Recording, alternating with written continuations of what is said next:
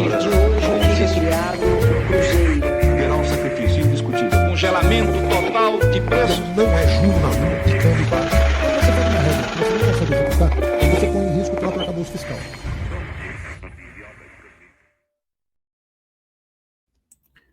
Bom dia, pessoal. Sejam todos muito bem-vindos, sejam todas muito bem-vindas. Deixa eu colocar o microfone aqui mais para próximo de mim. Não sei se vocês me ouvem bem aí, mas de qualquer maneira, meu cordial bom dia a todos. Estamos no ar, então, dia 23 de setembro de 2025, terça-feira, terça-feira de uma semana que hoje, né, e ontem já começou, repercute aí toda essa conversa sobre o fecho que os Estados Unidos está fazendo aí, esse cerco ao nosso querido ministro Alexandre de Moraes, que ontem teve a mulher, né, a esposa, incluída aí na lei Magnitsky, né? O que ele, obviamente, considerou extremamente injusto, quem diria, né? Vai ter que brigar na justiça, e numa justiça que ele não manda tanto, né? Mas a gente vai falar um pouquinho sobre isso. Tem repercussão, obviamente, nos mercados, mas hoje, além disso, tem uma entrevista do nosso querido Fernando Lera Haddad, lá no ICL, quer dizer, jogando em casa, com o juiz a favor, com o time adversário comprado, tudo certinho para falar um monte de besteira, que é o que a gente deve esperar dessa entrevista. Começa às 8 horas lá no ICL, aqui no YouTube mesmo. Então, você não precisa ir às 8, faça como eu faço, né? Deixa passar. Depois você volta lá e assiste em 2 vezes, porque aí um negócio que dura 1 hora vira meia hora e você ainda pode acelerar mais ainda se você quiser. Não precisa ouvir aquele monte de besteira que o nosso querido Fernando Haddad fala de vez em quando, não é sempre, de vez em quando. Mas como ele ficou aqui e ainda está com visto para poder ir para os Estados Unidos, mas mesmo assim resolveu ficar aqui, pode assistir depois, ver o que ele vai falar. Tem isenção do imposto de renda para quem ganha até R$5.000, tem MP 1303 que tem que andar, tem essa conversa toda sobre anistia que atrapalha essas votações no Congresso Nacional, né? Não estou dizendo que isso é justo ou injusto, é do jogo, né? Do jogo democrático, que a oposição faça tentar valer as vontades dela também como minoria, né? Porque a oposição nem é a minoria, né? Mas é a minoria quando você fala em situação e oposição. Então, não é o governo, então a oposição ali, a minoria, tem o direito, né, de atrapalhar o jogo todo para tentar se fazer ouvida. Mas é basicamente isso. Também tem a ata do Copom agora às 9, que deve explicar, afinal de contas, o que o Banco Central está querendo dizer, né, com esse... Não que o tom tenha sido hawkish, mas tem um númerozinho lá, vou mostrar para vocês, que incomodou o mercado, e por isso o mercado está entendendo essa mensagem do comunicado da decisão passada, da semana passada, de manutenção da Selic a 15%, como um comunicado hawkish. E depois vamos falar sobre a Bolsa. Ontem, 2 casos interessantes, Cosan e Embraer, em pontas distintas do Ibovespa. O Ibovespa aqui recuou um pouquinho com essa função toda, o dólar subiu, os juros subiram, um pouco de, né, coloca o dinheiro no bolso, amigo, deixa esse pessoal aí brigar, enquanto isso, pega o seu dinheirinho, vai lá e garante a sua picanha e a sua cervejinha, se você ainda não recebeu pelos Correios. Tem um pessoal aí esperando para receber pelos Correios.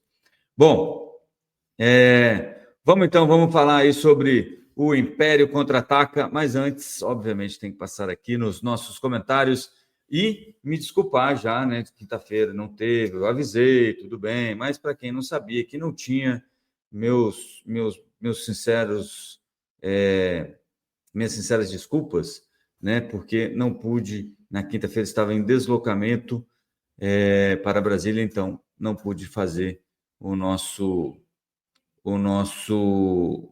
Esquina Sucupira aqui pela manhã. Mas agora estou de volta. Vamos lá, Fábio. Ô, Fábio, eu tenho acompanhado você. Fábio está trabalhando no nosso departamento de marketing com afinco, viu? Muitíssimo obrigado. Para o ônibus que eu quero descer, Marina Flor, bom dia, Rodrigo Banso. Bom dia, amigos do chat. Maria Lúcia, inscrevam-se. Eu sempre esqueço isso. Inscrevam-se no nosso canal, compartilhem o nosso conteúdo, deixem um like aí, tudo isso é importante. E também ative o sininho aí para você receber recomendações dos nossos vídeos sempre que a gente estiver no ar ou que a gente tiver conteúdo novo aqui no site. A Maria Lúcia dando bom dia aqui também. Não consegue mais ser a primeira, Maria Lúcia. Que decepção, hein? Quem diria? Quem diria? Vamos lá. Aqui tem uma troca uma conversa entre a Maria Lúcia, que aqui, ó, professor que virou sardinha, uma manhã magnífica, eu acho que tinha que ser, né? Porque é russo, né? O Sergei Magnitsky lá, por isso o nome da lei é inspirada nele, né? Que foi caçado lá pelos russos, aquela coisa toda. Nossa querida Carmelina de Moura, Letícia Vardasca, Eneida Alves de Souza, quem mais por aqui? Eu acho que é isso aí. Vamos lá, gente. Então, vamos falar aqui, o Império contra-ataca contra os Estados Unidos aí, fechando o cerco contra o nosso querido ministro Alexandre de Moraes, que agora tem a esposa incluída na lei Magnitsky, né? Os Estados Unidos soltaram ontem essa notícia da inclusão da esposa, que eu esqueci o nome, da esposa do Alexandre de Moraes na Magnitsky, então está com os bens bloqueados, aquela coisa toda, e também do Lex Institute, que é uma espécie de holding. Eu vou deixar, inclusive, já a gente vê o que o pessoal, como é que o próprio Tesouro americano, que é responsável por isso, está tratando do Lex Institute. Foi, além da medida da Magnitsky, também teve outros vistos cancelados, a gente vai ver também todos os vistos cancelados. O Scott Bessent, que é o secretário do Tesouro norte-americano, falou o seguinte: o Alexandre de Moraes é responsável por uma campanha opressiva de censura, detenções arbitrárias e processos politizados, inclusive contra o ex-presidente Jair Bolsonaro. A ação de hoje, ontem, né, deixa claro que o Tesouro americano continuará a perseguir indivíduos que fornecem apoio material a Moraes, enquanto ele viola direitos humanos. Essa é uma acusação grave, viu? Você ser acusado de violação de direitos humanos é um negócio importante. O Tesouro americano falou o seguinte, ó: o Instituto Lex, que é esse instituto do qual a esposa Viviane, a esposa do Moraes, é a sócia-gerente, como eles estão dizendo aí, ele é uma espécie de holding da família Moraes. E o que isso quer dizer, né? Então, tem uma estrutura para ter um pouco mais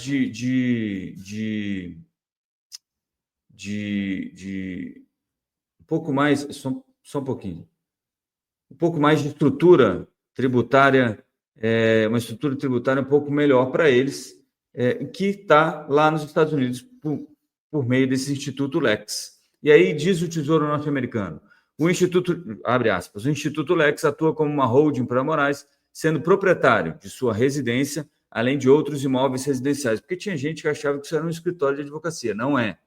A propriedade nominal de muitos desses imóveis foi transferida de Moraes e sua família para o Instituto Lex há mais de uma década.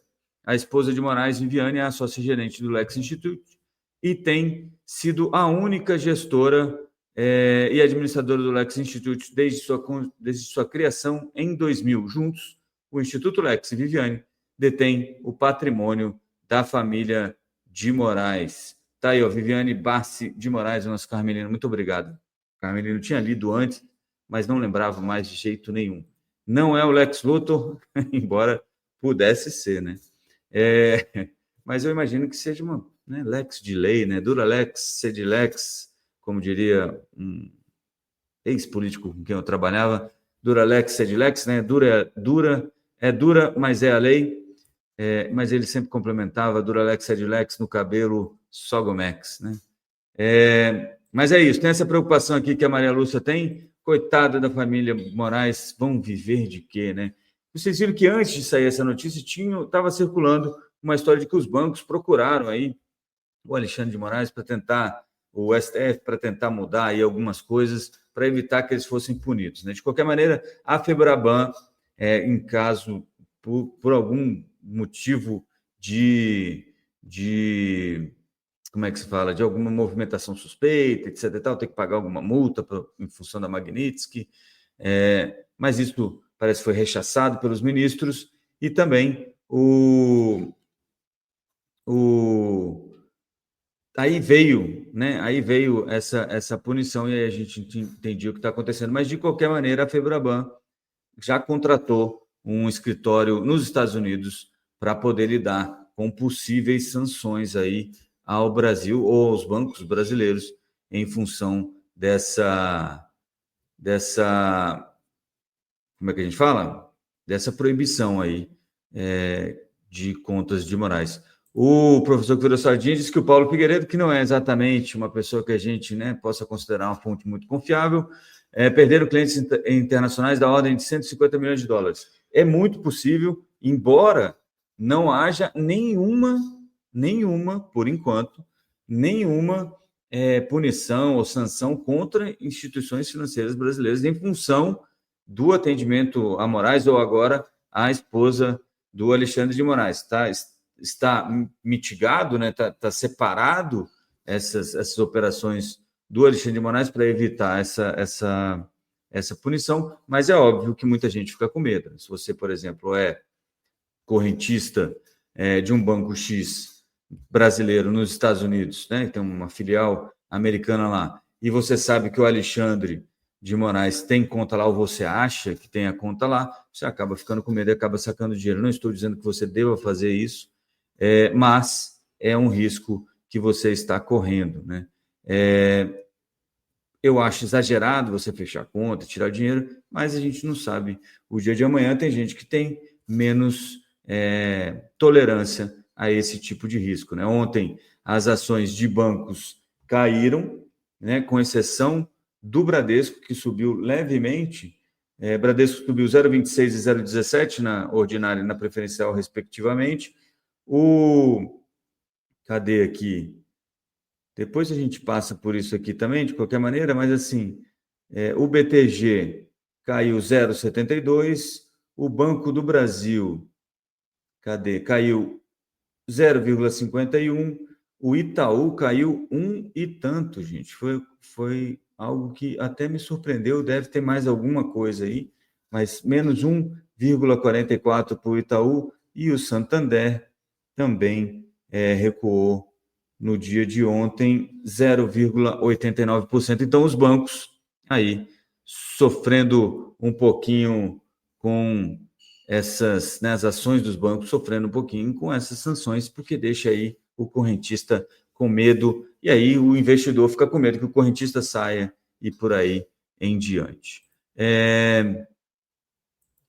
O professor Guido Sardinha dizendo que vai continuar de fora de BBAS3 sem falar alto, porque está proibido duvidar do Banco do Brasil. Também tem esse problema. Você não pode falar mal do Banco do Brasil, né? Poxa, eu estou com medo de que aconteça alguma coisa. Qual é o banco, né, entre os bancos listados em bolsa que talvez tenha a maior exposição? Se você, né, porque a gente não consegue saber, né? O Banco do Brasil não veio falar, olha, o Alexandre de Moraes tem conta nesse banco. Ou o próprio STF não determinou que o juiz Alexandre de Moraes, o ministro Alexandre de Moraes, diga onde ele tem conta para que os correntistas possam tomar uma decisão em nome da transparência, né? Não, o STF não se posicionou sobre isso, mas se posicionou sobre a história da esposa do ministro Alexandre de Moraes, e o Alexandre de Moraes também usou a assessoria de imprensa do STF para falar sobre o caso dele. A gente vai ver já já. O Rubio, secretário de Estado dos Estados Unidos, disse que os Estados Unidos estão sancionando uma rede de apoio fundamental ao violador de direitos humanos Alexandre de Moraes, incluindo sua esposa e sua holding, o Lex Institute. Que isso sirva de alerta para outros que ameaçam os interesses dos Estados Unidos, protegendo e facilitando a atuação de atores estrangeiros como Moraes. Vocês serão responsabilizados, né? They will be held accountable. É bonita essa frase em inglês, né? O Darren Beatty, que é aqui vou até aumentar aqui para poder que é meu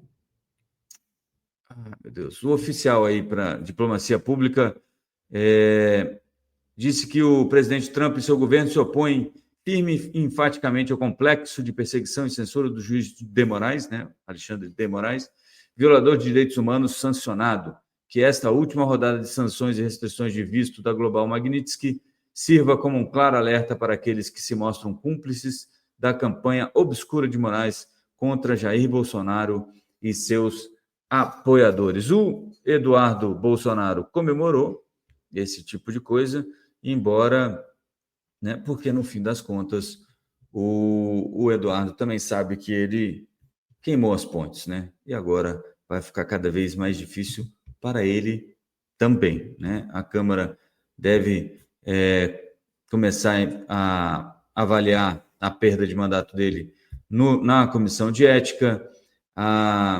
O PGR já pediu para que ele fosse como é que se fala, indiciado, né, ou até preso por crime contra a pátria e coisas parecidas. E aí temos esse momento em que a família Bolsonaro, na verdade, acaba atrapalhando um pouco o Brasil, né? Mas a gente vai falar sobre isso daqui a pouquinho. Bom, quem ficou sem visto nessa nova rodada, né? Cristiano Yukiko Kusahara Gomes, chefe de gabinete de Alexandre de Moraes, José Levi, ex-AGU e ex-secretário-geral de Alexandre de Moraes no TSE, Benedito Gonçalves, ex-ministro do TSE, Ayrton Vieira, juiz auxiliar de Alexandre de Moraes no STF, Marco Antônio Martins Vargas, ex-assessor eleitoral, e Rafael Henrique Janela Tamal Rocha, juiz auxiliar de Moraes. Todo esse pessoal sem poder viajar para os Estados Unidos, né? Sem visto a partir de agora. Lembrando que os mais ministros do STF já estão com visto cancelado, eles e familiares. Alexandre Padilha, também ministro da Saúde, ele e familiares pelo programa Mais Médicos, e mais alguns médicos aí também que participaram do programa. Cadê a nota do Moraes? Então, o Alexandre de Moraes falou sobre isso aí, utilizou a assessoria e toda a estrutura do STF para falar sobre um caso próprio, mas o STF né, mexeu com um, mexeu com todos. É mais ou menos isso que o pessoal tem falado aí. Como tem se posicionado, né? Eu tenho que ficar aqui, senão vocês não me ouvem, não é isso? Deixa eu aumentar aqui, pronto. Que diz, então, a nota do Alexandre de Moraes? Ele diz que é ilegal e lamentável a aplicação da Lei Magnitsky à minha esposa. Não só contrasta com a história dos Estados Unidos da América de respeito à lei e aos direitos fundamentais, como também violenta o direito internacional, a soberania do Brasil e a independência do judiciário. Bom, a soberania do Brasil, e eu acho que essa é uma distinção que a gente tem que fazer, não tem nada a ver com isso, né? Eles entendem que o cara cometeu um crime, né? Eles podem punir essa pessoa no âmbito americano e em todas as influências americanas. Não tem nada a ver com o Brasil em si. Fere um pouco a independência do judiciário? Sim, parece uma tentativa de interferência no judiciário, estando o judiciário brasileiro certo ou errado. Independência do judiciário, coragem institucional e defesa da soberania nacional fazem parte do universo republicano dos juízes brasileiros que não aceitarão coações ou obstruções no exercício de sua missão constitucional conferida soberanamente pelo povo brasileiro. As instituições brasileiras são fortes e sólidas, o caminho ao respeito à Constituição, não havendo possibilidade constitucional de impunidade, omissão ou covarde apaziguamento. Mandou o recado, né? Covarde apaziguamento é o recado para o Congresso Nacional de que, olha, esse lance da anistia não vai rolar. Continuarei a cumprir minha missão constitucional de julgar com independência e imparcialidade. Bom, aí cada um pode ver do jeito que quiser, né? Basicamente, essa última frase. Mas o fato é que a gente ficou, então, com essa brocha na mão agora, mas dentro daquilo que a gente esperava de não haver comentários sobre, como é que a gente fala? Comentários, não haver tarifas sobre o Brasil, o que melhora a nossa situação, porque ficou uma situação controlada ali dentro do STF, pelo menos por enquanto. É claro que o STF agora pode tentar piorar a vida de todos os brasileiros para melhorar a vida do Alexandre de Moraes, mas isso aí a gente vai ter que esperar pelos próximos capítulos. Beleza? Então, o que a gente viu ontem foi a Bolsa, então, fechando em 0,52% de queda, com 145.109 pontos, né? Com os bancos, que são um setor importante no Ibovespa, fechando aí praticamente todos em queda, com exceção do Banco Bradesco, como eu falei agora há pouco.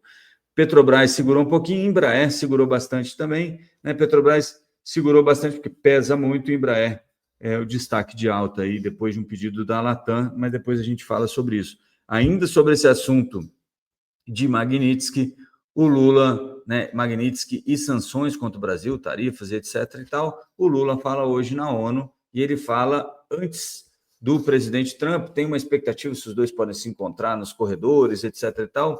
Eu imagino que a chance é praticamente nula desse encontro acontecer, né? Porque o Trump como é que a gente fala? Ele é imprevisível, né?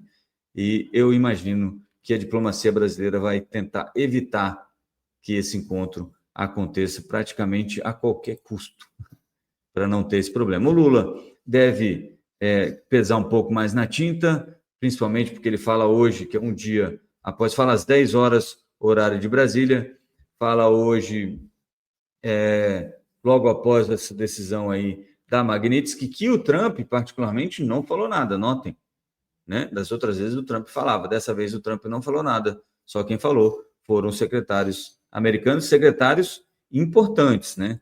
No caso, que é o nosso querido aí, o Scott Bessent, o Rubio, né? Pessoas importantes aí de primeiro escalão do presidente Trump. Vocês me dão só um segundinho, por favor? Deixa eu só colocar aqui o seguinte.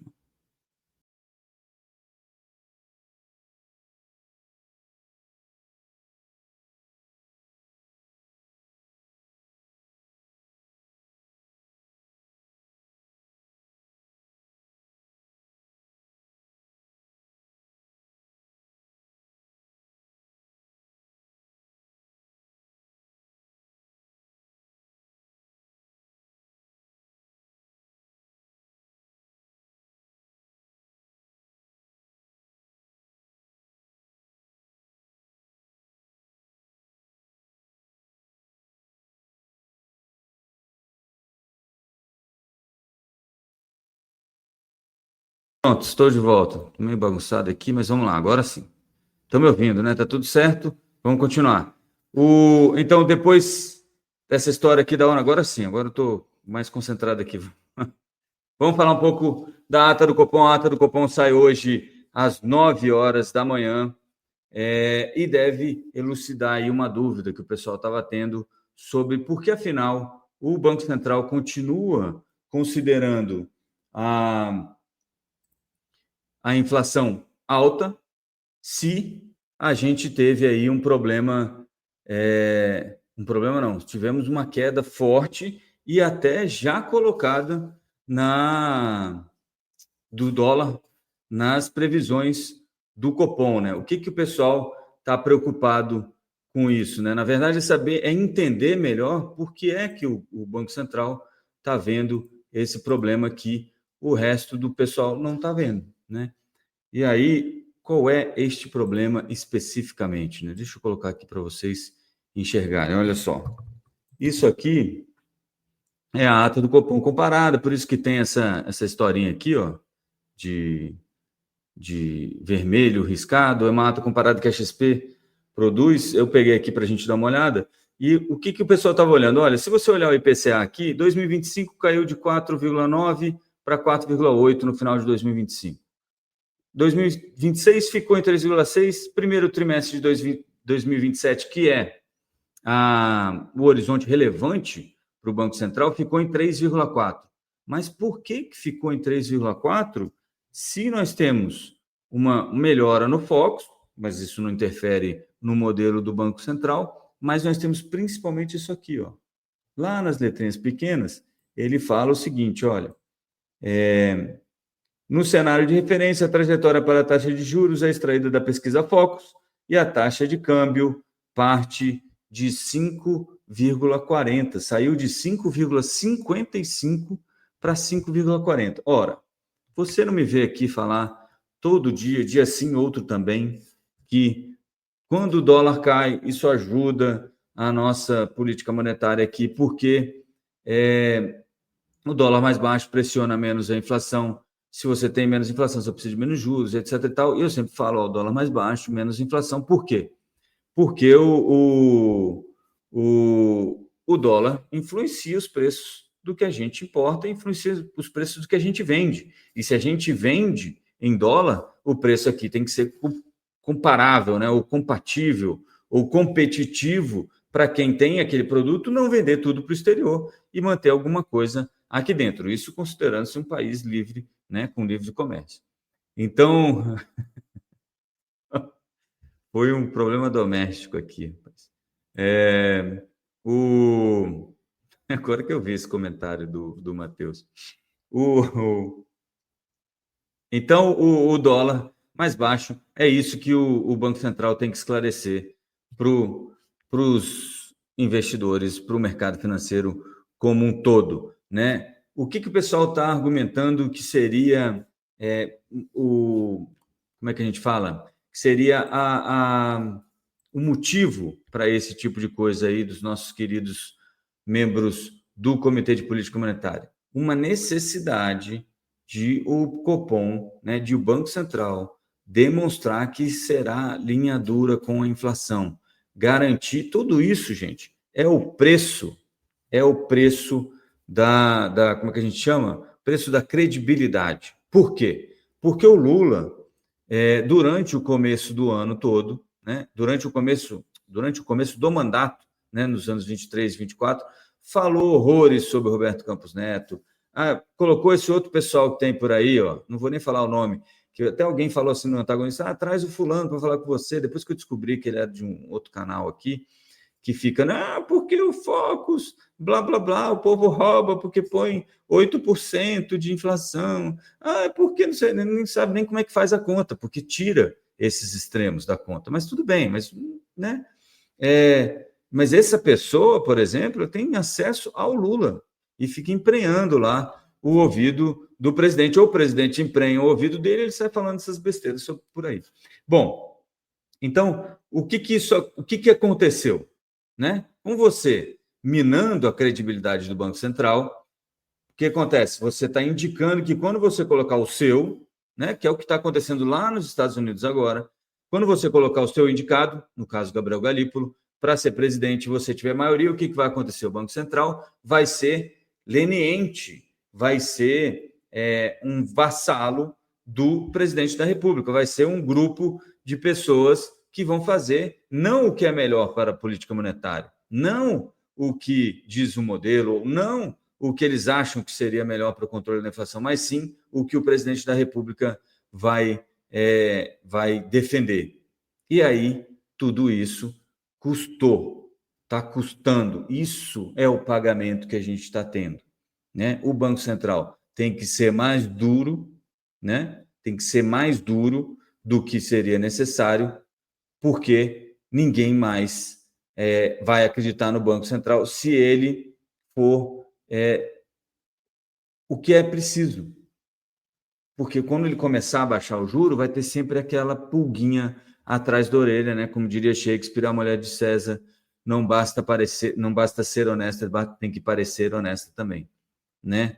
Então, é mais ou menos esse o problema que a gente está tendo agora, e por isso o Banco Central tem que esticar tanto a corda com essa história de manter os juros altos por mais tempo e manter as previsões, as expectativas, até de certa forma, um pouco mais pessimistas do que talvez eles mesmos estejam vendo. Mas a ata do Copom hoje, então, deve dar uma pincelada sobre isso e ajudar um pouco aí os mercados, ajudar um pouco os investidores a entenderem melhor o que está acontecendo. Bom, vamos dar uma olhada aqui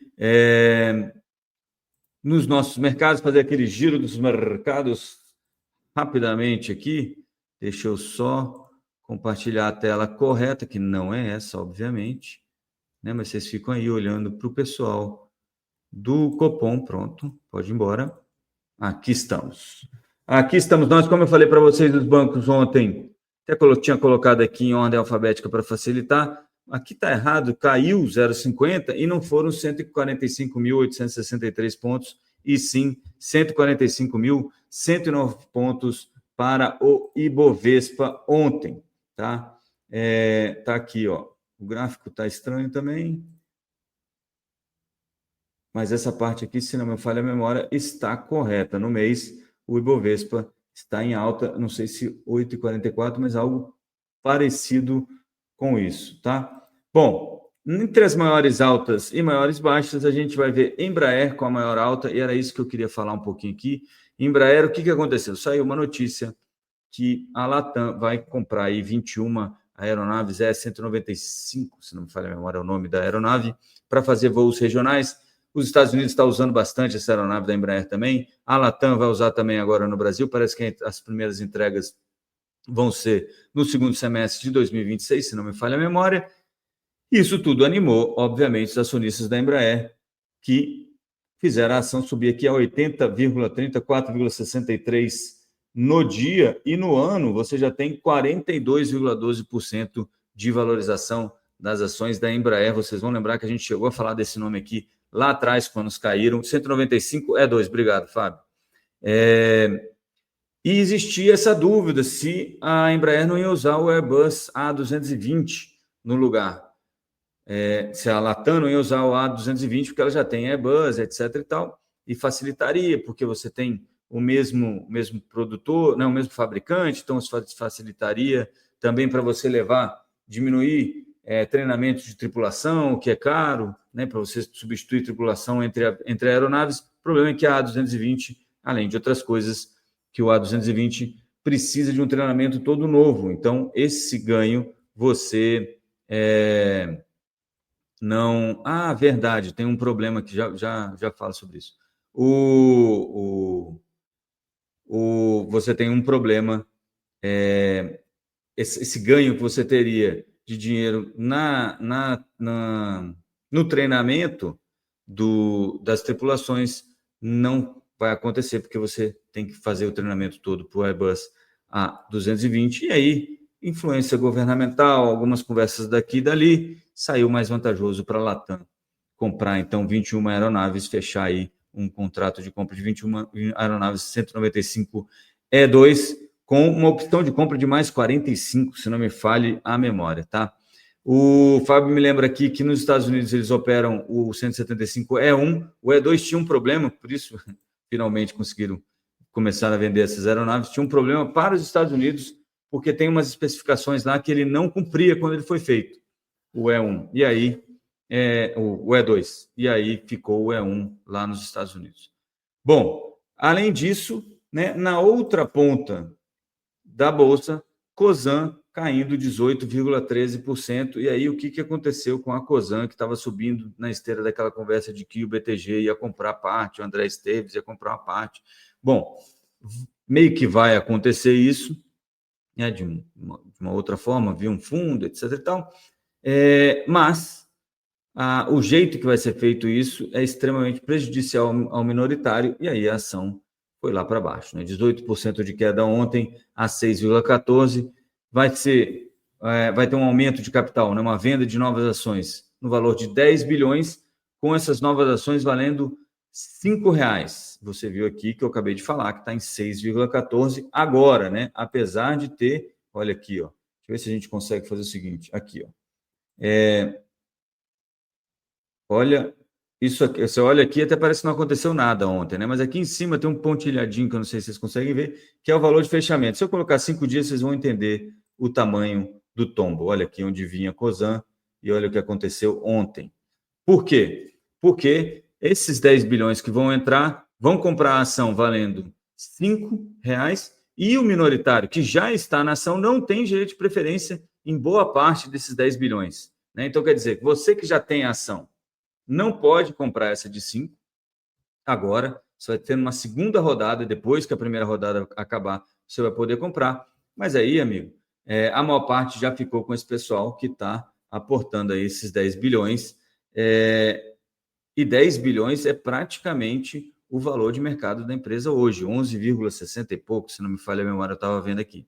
Então, o minoritário vai ficar diluído aí em 60%, 70%, se entrar na segunda rodada de aumento de capital, só para vocês terem uma noção. E por isso a ação voltou tanto ontem, né, 18,13% em um diazinho, né? Então, é brabo para quem é acionista da Cosan, foi um movimento forte. Bom, o S&P 500 fechou com 0,44 de alta, o Nasdaq 0,55, agora futuros operando praticamente de lado em Wall Street, menos 0,02 para a Nasdaq e menos 0,06 para o S&P 500.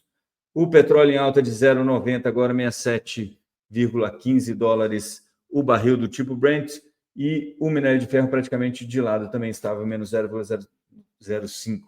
E o ouro, né? E o ouro, R$ 3.781, novo recorde hoje, provavelmente vai acabar em novo recorde, porque isso aqui, todo esse movimento aqui, ó, já é recorde, tudo isso aqui. Então, provavelmente não volta tudo isso. Em um ano, o ouro já subiu 44,14%, olha onde ele está aqui, 3.781 dólares a onça, Troy. Então, se você não tem ouro, vale a pena você pensar em ter um pouquinho de ouro, apesar disso tudo. Mas já subiu muito, já subiu bastante. Pode subir mais e deve subir mais com essa história de perda de preço do dólar, né? Então, ontem, se não me falha a memória, foi um tweet do Pedro Cerise, até devia ter trazido aqui, que era mostrando o gráfico do ouro e perguntando o que o ouro está dizendo sobre o futuro, né? Essa alta toda do ouro, né? Então, você pode pensar aí sobre as suas respostas, né? É claro que vai ter, em algum momento, você vai ter que considerar que a fraqueza do dólar é uma das coisas que essa alta do ouro indica, né? E tempos um pouco mais complicados aí de comércio internacional. Mas isso é uma conversa um pouco mais longa, de qualquer maneira, só para lembrar vocês que eu tenho falado do ouro já há algum tempo, e agora está aí, ó, já 44% de alta este ano. Beleza? O dólar em 5,33, teve um pouquinho de alta ontem em função dessa conversa toda sobre Magnitsky e sanções americanas contra o Brasil, e o juro também acabou abrindo um pouquinho, subindo um pouquinho o juro futuro brasileiro, principalmente na ponta mais longa, o que reforça a ideia de que o Banco Central tem que manter essa postura de linha dura. Beleza? Eu acho que é isso pelo dia de hoje, né? Um pouquinho confuso hoje essa volta, né? A volta é sempre complexa. Você fica um dia sem fazer isso aqui, aí quando você volta, tem um monte de coisa nova, sabe? Essas coisas, toda hora tem um negócio novo, etc e tal. Então, estamos trabalhando nisso, né? Estamos trabalhando nisso. E estive essa semana com o nosso querido Wilson Lima, conversando até, já o convidei, acho que semana que vem ele já estará aqui para dar uma palhinha sobre essa confusão toda política por aí. Beleza? Então, a gente se vê na quinta-feira, na nossa live às 7h30. Lembrando, você que ainda não se inscreveu no canal, inscreva-se no canal, ative o sininho, deixe o like, tudo isso é muito importante para o desenvolver deste canal no YouTube. E também, se você quiser, assine o nosso Esquina Sucupira lá no Substack também, onde nós temos as nossas newsletters pelo menos 2 vezes por mês, né? Uma no finalzinho, no comecinho do mês, uma com as nossas previsões do futuro e a outra com os nossos resultados e um pouco do resumo do mês das nossas carteiras. Também pretendo fazer mais, que eu ainda estou reorganizando os horários aqui. De qualquer maneira, está lá no Esquina Sucupira, está aqui nesse QR Code, ou esquinasucupira.substack.com, ou vai até o Google, coloca Esquina Sucupira, vai aparecer o nosso canal no YouTube e também a nossa página lá no Substack. Beleza? Se você quiser também contribuir financeiramente com esse programa, pode fazer lá no Substack, no esquinasucupira.com.substack.com, e aqui também no YouTube via,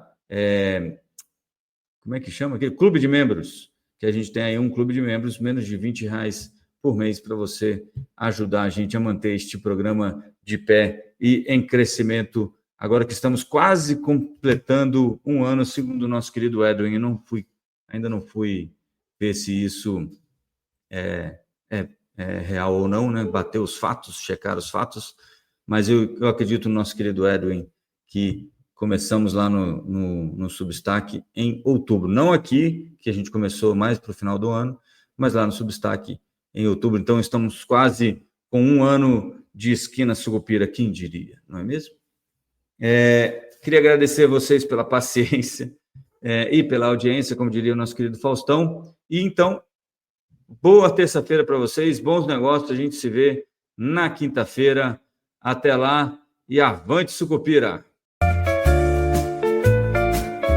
Usaria a A palavra partir de hoje, fica criado o Cruzeiro. haverá um sacrifício indiscutível. Congelamento total de preços. Não é jornalismo.